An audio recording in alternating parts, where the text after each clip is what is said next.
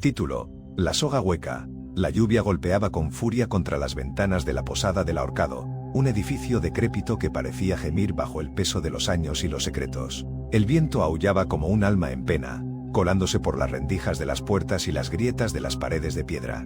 Adentro, el fuego crepitaba débilmente en la chimenea, proyectando sombras danzantes que jugaban con las siluetas grotescas talladas en la madera oscura. Yo, un simple viajero llamado Elías, buscaba refugio de la tormenta.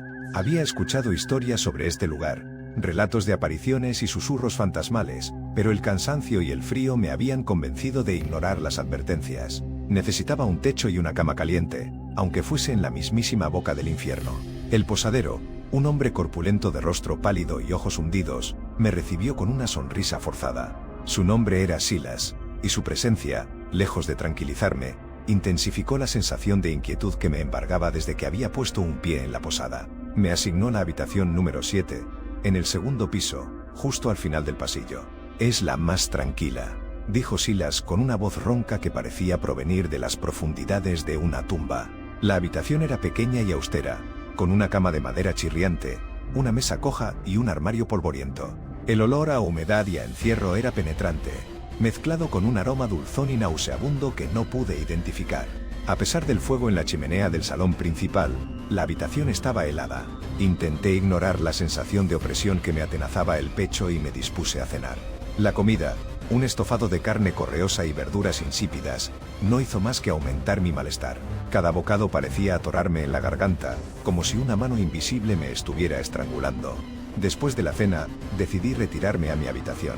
El pasillo estaba aún más oscuro que antes, iluminado únicamente por la tenue luz de una lámpara de aceite que parpadeaba erráticamente. A medida que avanzaba, escuchaba susurros débiles que parecían provenir de las paredes. Voces indistinguibles que pronunciaban palabras incomprensibles.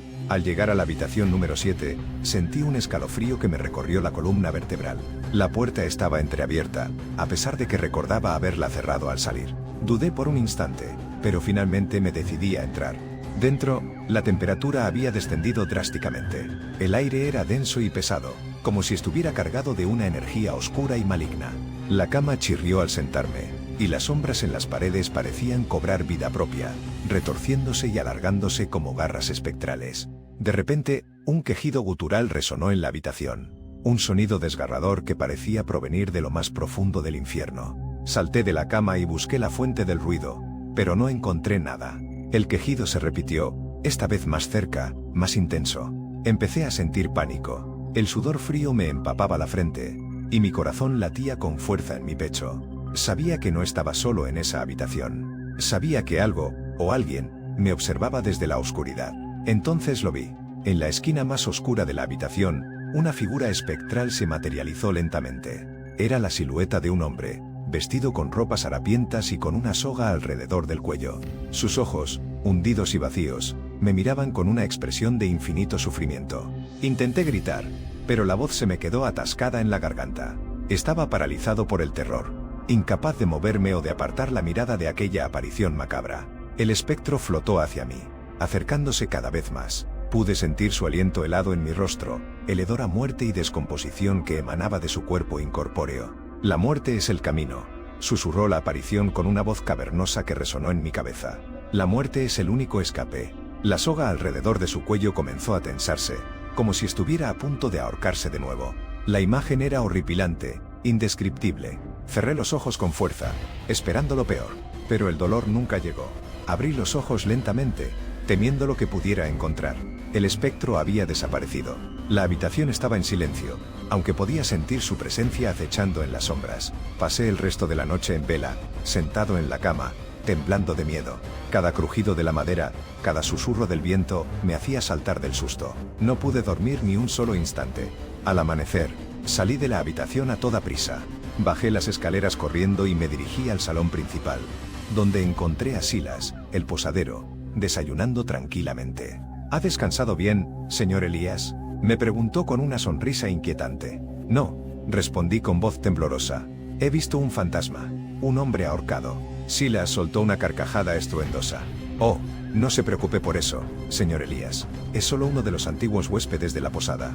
Dicen que murió aquí hace muchos años. Se ahorcó en la habitación número 7.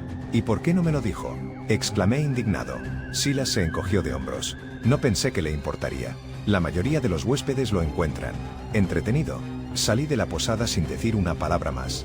Necesitaba alejarme de ese lugar maldito lo antes posible. Pero la imagen del espectro con la soga al cuello me persiguió durante días, atormentando mis sueños y robándome la paz. Nunca volví a la posada del ahorcado. Pero sé que el espíritu del ahorcado sigue allí, esperando a la próxima víctima que se atreva a cruzar su umbral. Y sé que, en algún lugar dentro de mí, una parte de mí nunca escapará de la soga hueca.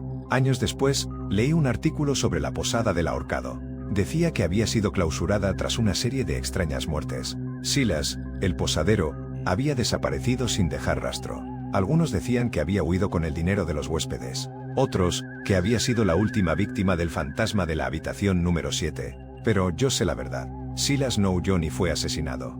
Él era parte de la posada, parte de la maldición. Él era el guardián de las almas en pena, el que atraía a los viajeros incautos hacia la trampa mortal.